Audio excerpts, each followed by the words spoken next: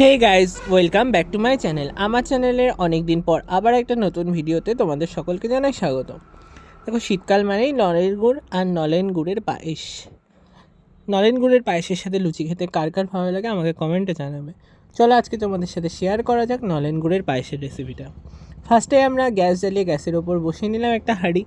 তার মধ্যে দিয়ে দিলাম 500 প্যাকেটের 2 প্যাকেট দুধ, মানে 1 লিটার দুধ।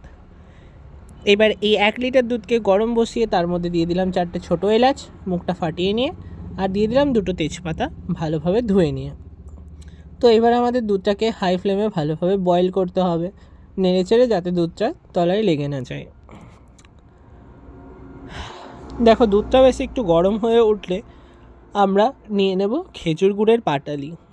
খেজুর গুড়ের পাটালিটা সরাসরি দুধে দেবে না, একটুখানি গরম দুধ তুলে নিয়ে খেজুর গুড়ের পাটালিটাকে ভিজিয়ে রাখবে তোমরা। অনেক সময় কি হয়, গুড় ভালো না হওয়ার কারণে খেজুর গুড়ের পাটালি দিলে পরে পায়েসটা নষ্ট হয়ে যায়।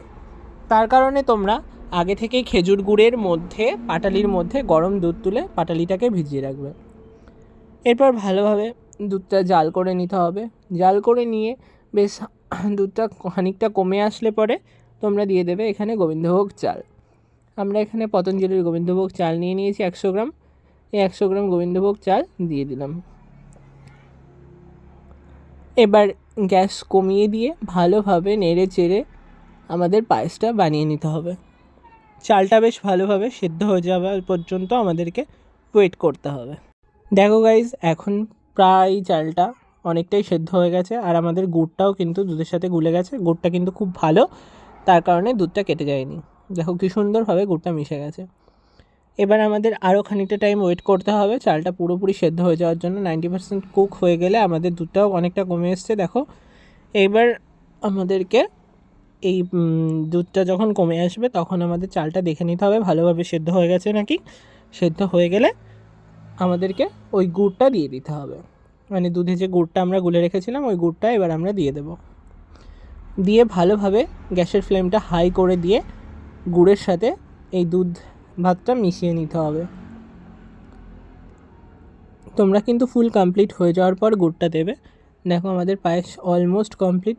আর এরকম কনসিস্টেন্সি রাখবে যাতে পায়েসটা ঠান্ডা হয়ে গেলে কিন্তু অনেকটাই জমে যাবে, সেই বুঝে তোমরা পায়েসের কনসিস্টেন্সিটা ঠিক রাখবে। দেখো, আমাদের পায়েস অলমোস্ট কমপ্লিট।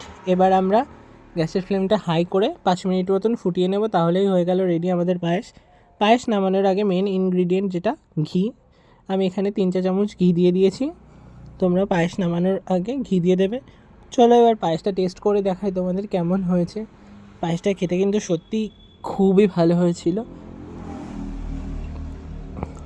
সত্যি কথা বলতে, এই দেখো গরম গরম পায়েস নিয়ে বসে আছি। পায়েস কিন্তু ঠান্ডা হলে খেতে ভালো লাগে, গরম গরমও সেই টেস্ট লাগছিল।